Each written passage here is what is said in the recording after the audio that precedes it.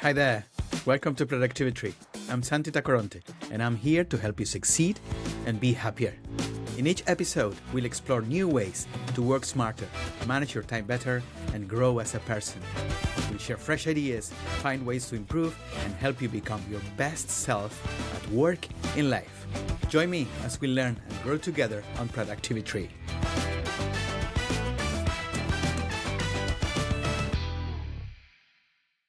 Jeanne is a business strategist, multi-seven-figure online business coach, and certified servant leadership executive coach. At 54 years old, she was a solo parent in a deep debt and got herself online and to 1 million in 17 months without ads, and has since scaled to multi-millions in 5 years. Her company has helped almost 600 businesses to thrive online. She is emotionally connected to helping others prosper, as she lived in lack for years and overcame that mindset. She is now helping as many people as she can to maximize profits and reach their full potential while being the visionary they're destined to be. Jeanne, welcome to Productivi-Tree.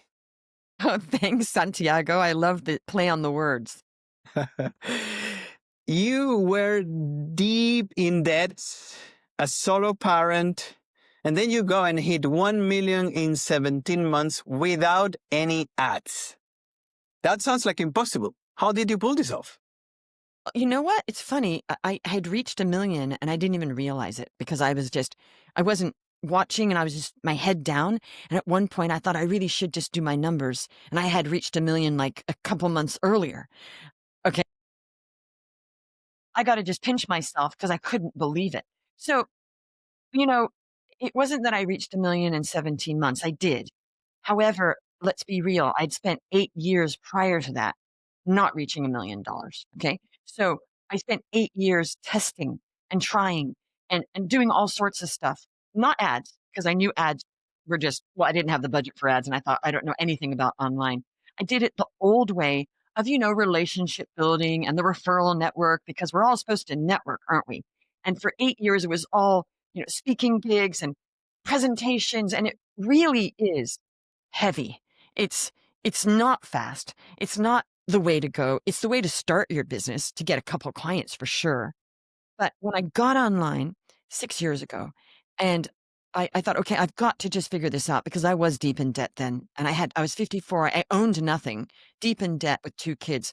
Not a good scenario. Mostly people at 54 have some savings or, something, right?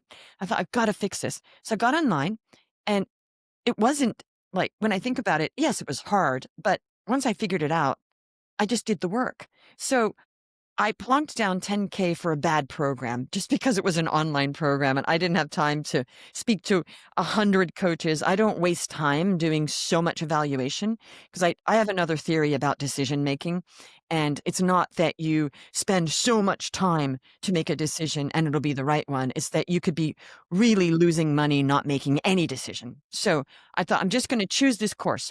I know it's not going to be perfect, but it's going to get me online, which it did. They were trying to teach me ads. And I immediately thought, wait, I have no budget. I'm already deep in debt. I just plunked another 10K down. And now I'm going to bet on ads. So I said to the people, ads are not going to work for me. And they said, oh, no, they won't. So I said, okay, but that's what you're teaching. So what do I do? And they said, do organic. And I said, oh, what, like carrots? Because I didn't even know what organic marketing was. And that's the funny thing. And 6 years ago, I didn't even know the concept. That's how unsophisticated I was about online marketing. I kid you not. I didn't even know how to use Zoom. That's how not techie. And you would laugh at that because you're a tech person. So I said, okay, what do I do? Where are the trainings on this organic stuff? They said, oh, there's no trainings. So I said, okay, what do I do then? Could you just tell me what to do at least? Go talk to people was my coaching. 4 words. Okay. And I thought, okay, I'm going to take those 4 words and I have to make this work because I have no options left here. So it wasn't easy. No, I spoke to about 900 people in 8 weeks doing market research on Facebook, actually, getting into conversations in the DMs, asking people, what is it that you need? And after all of this, I thought, wow, there's so many coaches and so many, mainly coaches and consultants, but mainly coaches at that point, that really have no clue how to run a business. They have no clue how to get clients. So I thought that is my market. And I got my first client.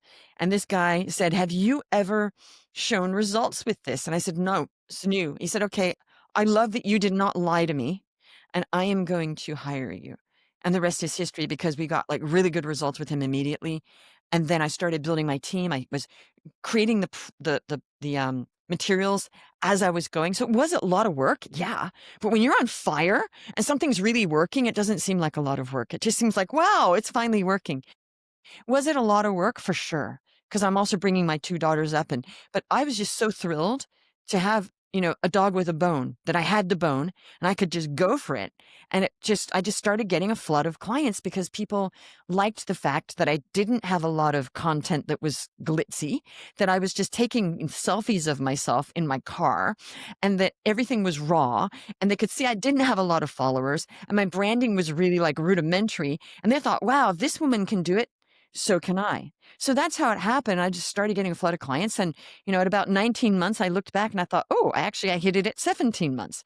So that's how it happened, with sheer grit and doing the work. Wow. What were the core business principles that guided your decisions during this first year of no ads and organic growth? What were your pillars? Okay, the main pillar that I've been a business strategist and consultant and coach for 13 years now. So clearly, I was working with other companies and more brick and mortar, and plastic surgeons, med spas, lawyers, consultants, all sorts of people. So I know something about business that I learned, and the one thing that I learned from a consultant, he wrote books. His name was Alan Weiss. He wrote many consulting books, and I remember I was reading one of his books, and he said, when people that business is just testing. It's one long, never-ending series of tests. That really changed my life right there. I remember reading it. I remember where I was. I remember thinking, I just got goosebumps. I thought, this is the answer. That we have this idea that we have to hit a home run all the time. And we're going to go up to bat. It's got to be a home run or we're a failure. Okay? It changed my mindset that, okay, everything I'm doing is just a test. Does it work? Does it not work? Oh, it did work a little bit. Let's get that analysis, do something else. So when you see business as one big series of testing, it just changes everything. So every time I'm having a conversation, just testing. Every time I'm trying ads, it's just testing. Every time, it's A/B testing often. A/B testing, you can get wherever you want in your life if you continue to A/B test forever. Okay. So I just thought, okay, I'm just going to test this, test. And you're gaining information, and then you're getting that, and then you're moving forward with it. So that is that. It's not, oh, I didn't do this. It's like, okay, every day I'm just getting more data, more testing, and getting more results, good or bad. And I'm moving forward with that data. Does that make sense? It does.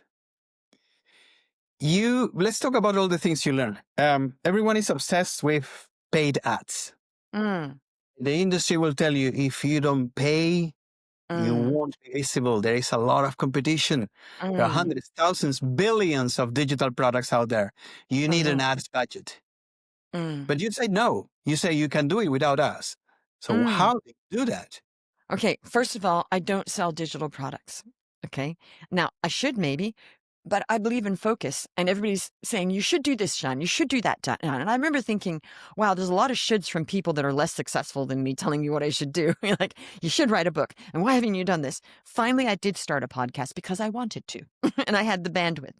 And I was like, yeah, I want to do this, not because somebody said you should start a podcast.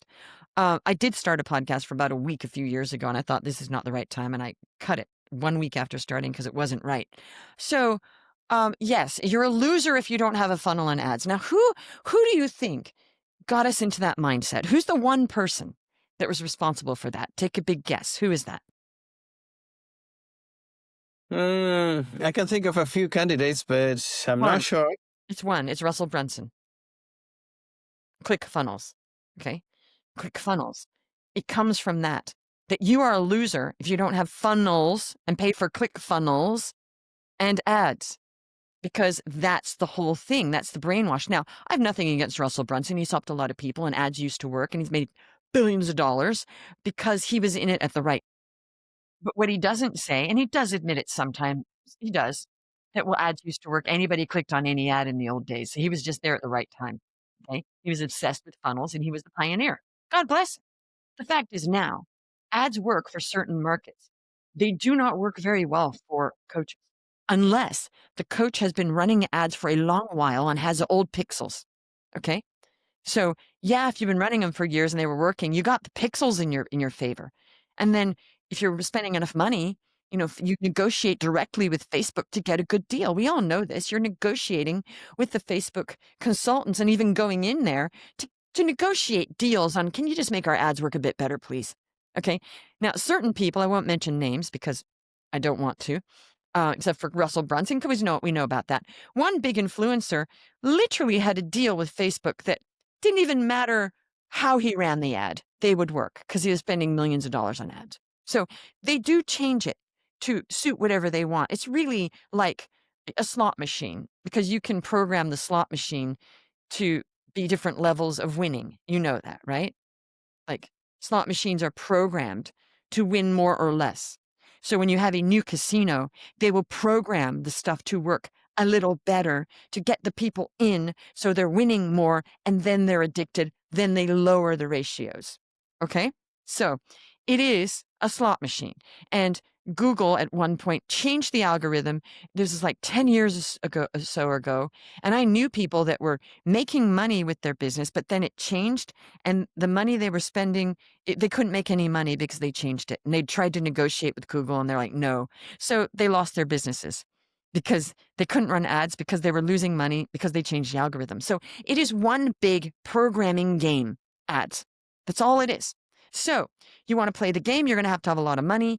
And, the more you spend, you can negotiate all sorts of stuff. So do ads work for certain people? Yes, they do. Do ads work for somebody that's starting coaching now or a business now? And well, depending on it, if it's like a local business or it's mattresses or, yeah, I've seen people, make that really work. But as far as like coaches, ads just don't work. Okay. Unless you're running the ads to an event.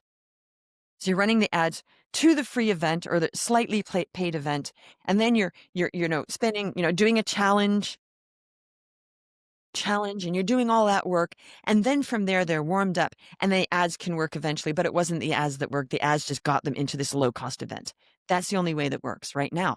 So, the question is, can it work without it? Well, yes, because I have done high ticket. So here's the difference: high ticket works without ads because the marketing that you're doing, you're getting a high ticket client. It's worth your time to do organic.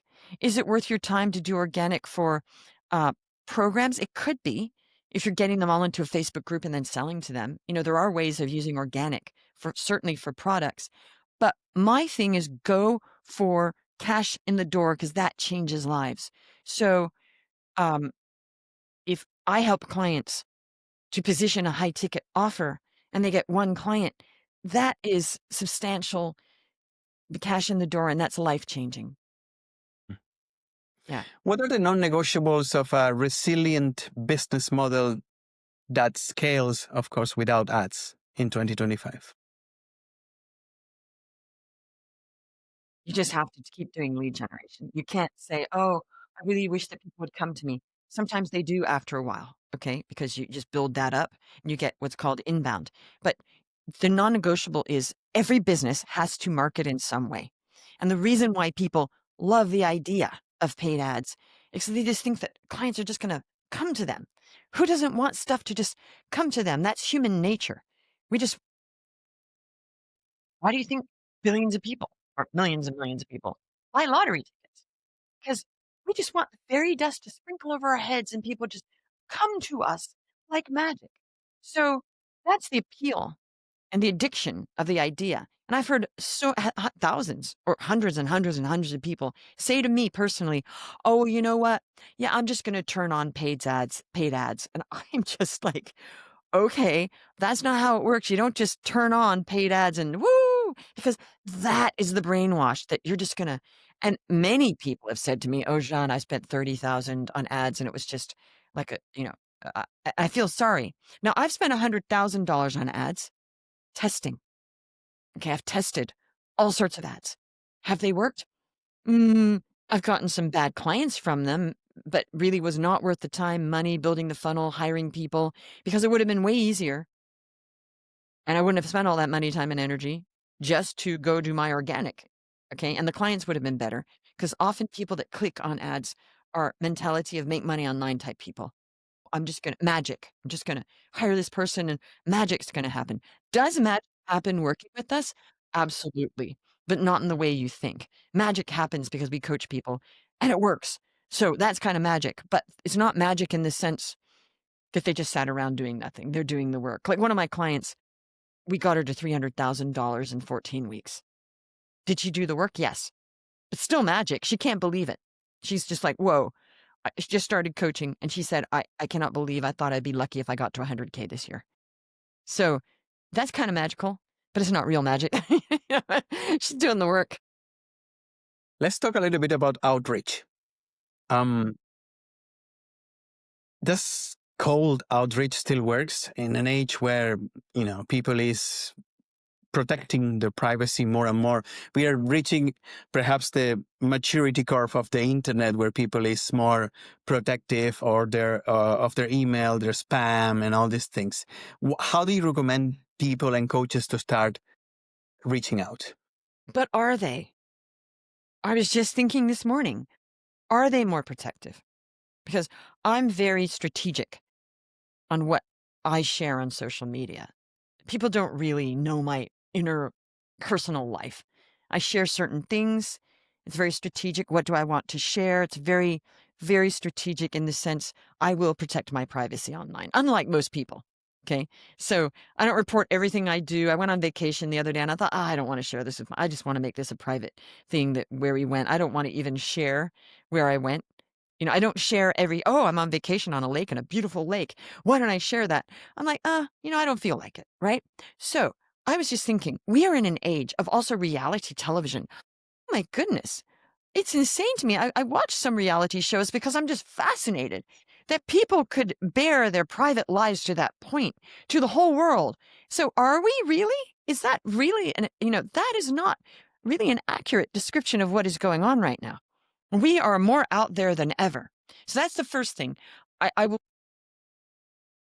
that for more thought provocation of, is that true? That is a question. That's a big question mark for me. Okay. So I don't know if that's accurate. Now, is it cold outreach? Not really. You see, when you are on a platform, somebody is on there because they want to be on there. They're not sitting in their private office and somebody's cold calling them. That's cold because they're just sitting around and that's cold, right? They're choosing to be on Facebook, Instagram, LinkedIn, you name it. So they do want to be on there. They want some interaction or they would not be on there. Okay, that's the first thing. The second thing is when you can, human being has every right to not connect with you and say, no, I don't want to connect with this person. Not in. Once they have agreed that that person looks interesting enough or there's some reason why they do want to accept being a connection, that is no longer cold, that is warm. Because they have already taken one action of their own volition. They've chosen to say, yeah, I do want to be your friend. I do want to be your connection. I do want to know about you in some way, or I just want you in my network for whatever reason. From that point onwards, any interaction with them is not cold. Does that make sense? It does. I see statistics about reach and email open rates and this kind of things. And it seems indeed that numbers tell us that people it's more aware or they don't or they prefer not to have this amount of messages coming to them. Now you brought a very interesting point, which is these people has opt-in to receive kind of messages by being with you. Right, right. Now, the thing is, email's another whole thing. Email rates have dropped, but email does still work in some way because sometimes I do get cold emails and I'm thinking, okay, this is completely cold, but actually that seems pretty interesting. So part of me is like, wow, now what really does work better is SMS, that text messaging, that they've shown text messages work better than emails now. To look at the numbers, but I'm not talking about emailing marketing. You're putting something in there different now. That's different. I'm talking about organic social media marketing, which is not emailing. That is not organic social media, right? That is email that existed before social media. Okay. So it's not in the same basket. It's still organic because it's emails, unless you're paying somebody to do it for you, but it's not organic social media. I'm talking about being online, somebody reaching out and saying, hey, you want to be my friend? They say, sure. And then you start a conversation. There's still their own choice to continue the conversation or not. And it's how you do it that matters. If you're spammy and weird, then nobody's going to want to talk to you. And if it's clearly a bot, which we do not use, then, fine. But everybody is allowed to interact in the way they want. Now, when people see me reaching out, they're going to look at some of my posts. They're going to see I'm a seven-figure coach. I put that on purpose that I'm a seven-figure coach because they want to be seven-figure coaches. And we all know that when you want to do something, you model somebody that's done what you want, right? That's why I'm clear about that. Okay. We're multi-seven, but I just put seven-figure. Okay. They're like, okay, seven-figure. She's not some person that doesn't know what she's doing. And I want that too. Let me look at her content. Okay. Looks legit. Ooh, look at these hundreds of testimonials. The woman's legit. They're a little more open then. Okay. Because it depends on what you produced and what they're seeing. Well, they can see right there, all my testimonials. Okay. And they're like, okay, she's legit. Maybe I don't like this reach out, but I do want to talk to her. Make sense? They'll get past it the same way I get past the fact that people are sending me random emails and some of them are actually pretty good. Like, okay, well, actually that's pretty helpful. So I get a lot that I don't like, but every now and then I'm like, okay, maybe emailing does still work. You call yourself a certified servant leadership executive coach. Servant leadership seems to be not in its best moment, so to speak, right? There's a lot Might of not be. Might not be. Right. servant Now, leadership. So why do you continue to be a servant leader and what brings to you? okay, this is the deal. I'm certified in that. I don't really do a lot of executive coaching anymore. Okay. I'm just certified. So, does that come into my coaching? Well, maybe some way because I see my clients on the same level as me. So it's really just we're on the same level and I'm not looking down on you. So yes, maybe. I do get some very high level clients where they want to see I'm certified because these are high level CEOs. This is a private part of my business called private label advisory, and it's a very small part of my business. So I just put that because it just shows I have some certification. I was certified with John Mattone, who used to coach Steve Jobs. And he also was one of Marshall Goldsmith's proteges, and then they co-coach now. And so I just put that in as a certification, but it really doesn't come into my coaching coaches. You're correct. Yeah.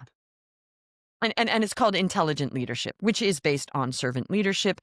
For me, that's just you're on the same level and you're not like up and they're down. Does that make sense? Yeah. You say you were emotionally connected to helping others prosper. Mm. How does emotional connection translate into actual productivity and business results? It's the drive. When you are intrinsically motivated, interiorly motivated, you don't have to have outer motivation. That whole thing of let's get motivated, that's hard. That is hard.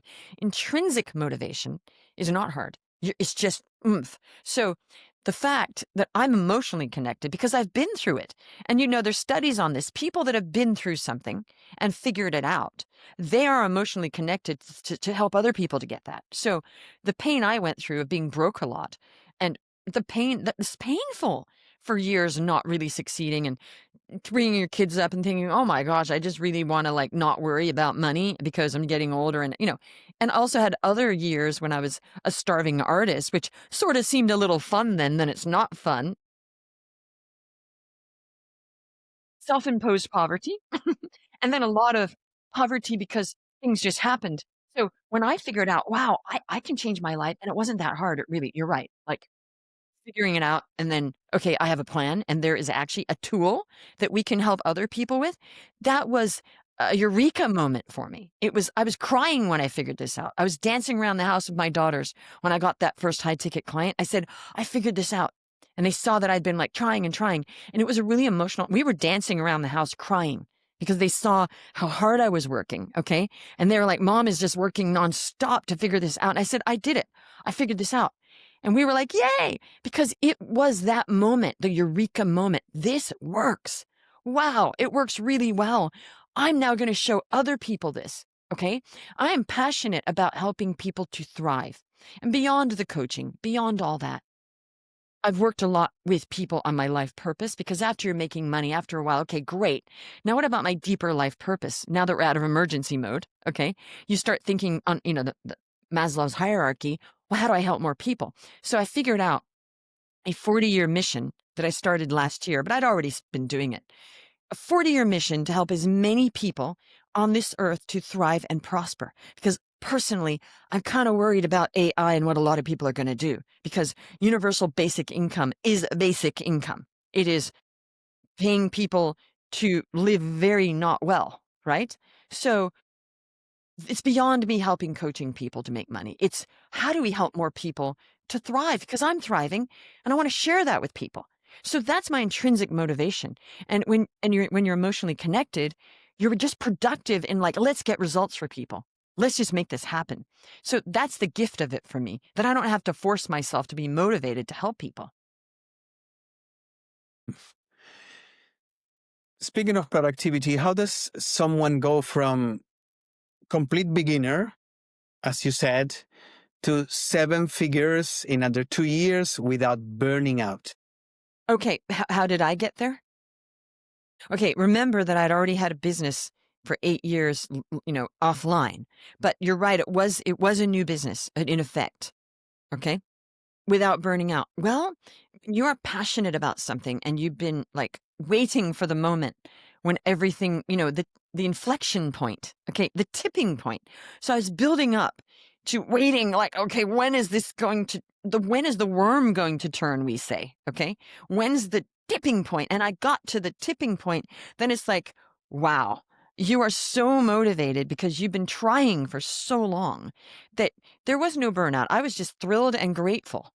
And of course, I then started hiring people, like VAs to start doing things for me. At the moment, I have a very paired, I just, you know, wasn't enjoying some of the people that were working for me, so I fired them.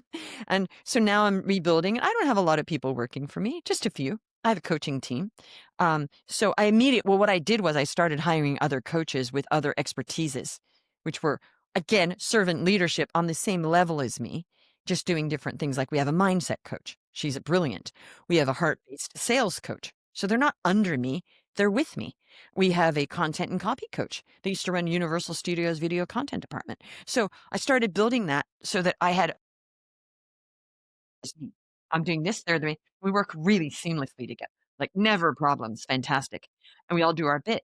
So, and I have another head coach. So I, I'm not doing it all. And when I first started, and I immediately, well, the first person I hired was a mindset coach. So now there was a team to do stuff. So that's how you don't burn out. And you're very clear.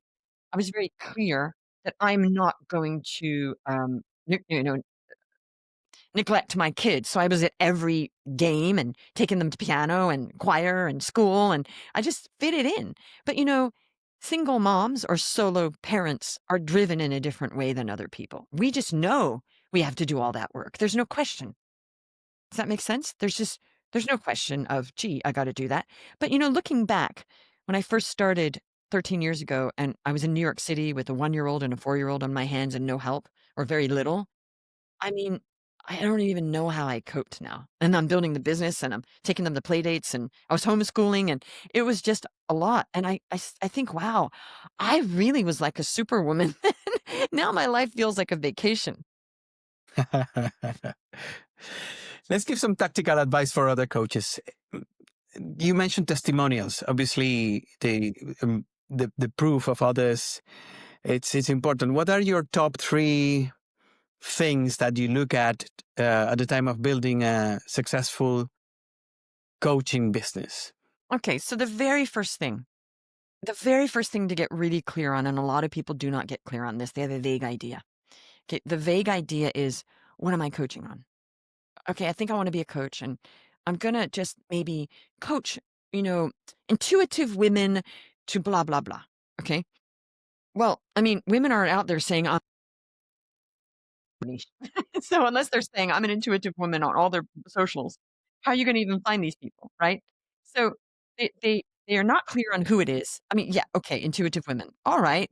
But what are you doing for them? I'm just going to make them unstuck. Well, that's unclear niche and unclear results, right? Intuitive women make them unstuck. Is that an offer? No, it's not. It's because you feel like you want to do that. Okay. But it's not a clear mark result.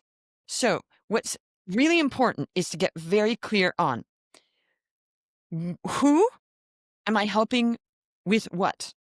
So I help XYZ people, whoever that is, market, get XYZ results.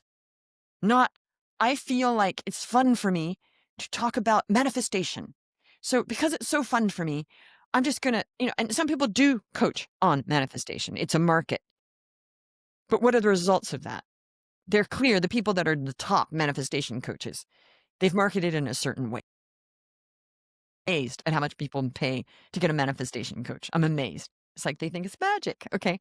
So, and by the way, the manifestation coaches that are really huge have done a lot of marketing and they've worked with people like Tony Robbins. Okay. So it's not been all woo woo and it all falls on your head. It's a myth. So very clear on who's your avatar or your target market and what is the offer and what are the, and I won't say transformation because that's a bit like overused. What are the actual results that person's going to get from you working with them? Clear results. And what is your price for that? So avatar, what's the offer? Price. Once you have that, you have your hot potato. You have your thing. You can sell over and over again. Okay.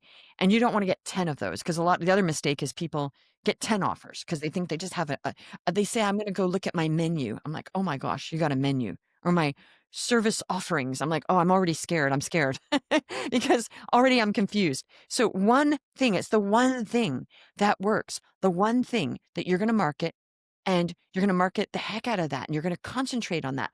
I had only one offer for quite a while till I built my year offer because people were saying, well, Jeanne, I want to work with you for more than 12 weeks. So it was naturally built. Now, most people work with us for a year and we really developed what we're coaching on. It's not just the organic social media marketing. It's how to get a podcast now to be highly, monetized, and also how to get this baby, which is, I figured out how to play award and how to make an asset. So we're also coaching people on getting paid speaking gigs. So we have developed, it's not just organic social media marketing now.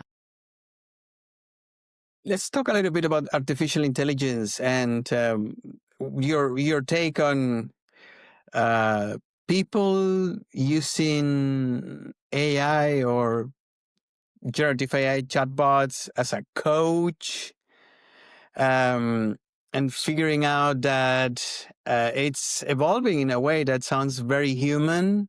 Where do you see this is going? Well, I don't know.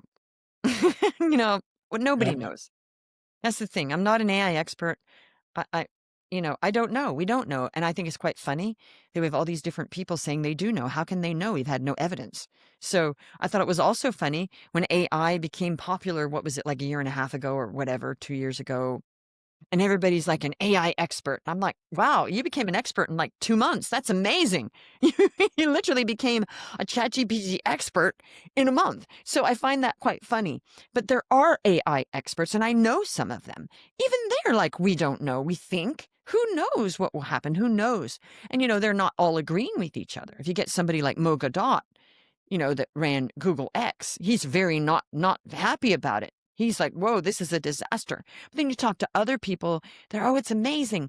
But we don't know. And all I do know is that I've never seen an AI bot, because I've seen a lot, tested a lot, that really can target as well as a VA that I've hired. Because, see, if you want to be really targeted, we don't want to just talk to any coach. We only want to coach high achievers. So how is the bot going to go in and actually read about the person and what they've done? And, you can tell that they're not good. It's going to take a while before we can make a bot go read all the profile and say, is this a high achiever?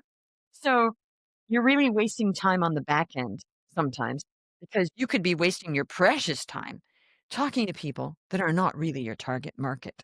So that's the problem with bots already. I don't want to waste my time. I don't want to just get on a bunch of calls with anybody that want to network with me. So to preserve my precious time, my time is way more precious than a VA's. Paying a VA to waste some hours is much more efficient and productive. So you see, there's where the productivity is. It's much more efficient and productive that I actually pay a human being to do that, to get really, really targeted, so we're not wasting people's time or mine, instead of just spamming the world and just getting anybody that has the word coach. I mean, it could, if you do that, it could say basketball coach. I'm clearly not coaching basketball coaches. So work, well, yeah, I just think that people can sort of tell when it's a bot. It's you kind of tell. Hmm. Maybe not. You can plug in your own messaging, of course, but maybe with the first message, I don't know. If you have a market where it's just broad, then sure, the bots are going to work, right? Just a broad market of selling insurance. Well, everybody needs insurance, so it won't matter then, right? Hmm. Jeanne, let's do 5 rapid fire questions. Number 1, what's the biggest productivity myth in online business? Ads, paid ads. Number 2, the least useful metric leaders still obsess over. How many likes and mentions on their Instagram posts? Number 3, the most underrated customer retention move. High service, excellent service, where you are fierce about results. 4, one app or tool that you cannot live without. The whole Google, the whole Google setup, everything Google Docs, Google everything. I think Google is that whole suite is the best thing since sliced bread. And number 5, if you had to rebuild from zero today, what would you do different? I would have gotten online years earlier, and I just would have gotten online and not persisted in the offline strategies. Jeanne, if our listeners would take away only one thing today, what would it be? It would be that you are worthy and ready right now, and literally it's within your decision making and power to say, I want to be a coach. I just need to get an offer. I need to get clear. I need to get a price, and I need to get help. And that literally the space between you getting a high ticket client is short. It could literally be within 1 month. You could. That's how magical this whole online coaching industry, which is a $1 trillion industry, actually is. How can the audience know more about you, get in touch, work with you? Well, I hope that you're going to put my jeanneomlore.com link with the reviews there. Also, I'm all over social media. Probably the most mindful way where I'll see it the best is on LinkedIn. Okay. And for sure, we're going to put your links on the description of this episode. And Omlord, thank you for this 38 minutes of pure energy. Thank you for telling people your secrets, what made you successful. And if I take one thing away from everything that you explained us and teach us today, is that you need to be clear on what you are selling, because otherwise you'll be wasting yours and others' times. Correct. Jeanne, thank you so much for being with us today. You're welcome. Thanks, Santiago. Thanks for listening to Productivi-Tree. I hope you found something useful in today's episode. If you did, and it helps improve your life even a tiny bit, that'll make me really happy. Remember, you can find Productivi-Tree on all major podcast platforms like Spotify, Apple Podcasts, and Google Podcasts. If you enjoyed the show, why not share it with a friend who might also find it helpful? Until next time, and keep growing and stay productive.